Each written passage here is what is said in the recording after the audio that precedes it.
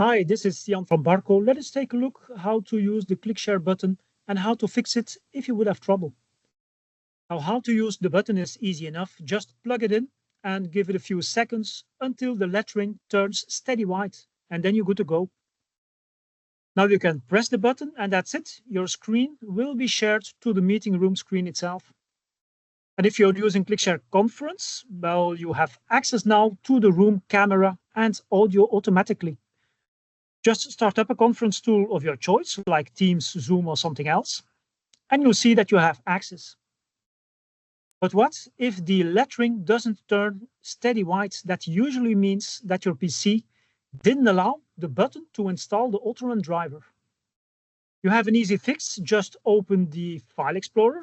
You can do that by pressing the Windows key plus the letter E, and then run the ClickShare.executable manually from the button. But let's make life easy, of course, and fix this permanently. And you can get the auto-run functionality by installing the ClickShare extension pack. Just search for it online. You can then download it and install. It will make sure that the button runs automatically every time, and it even enables extended desktop. Or if you want an even better experience, well, try to install the ClickShare app.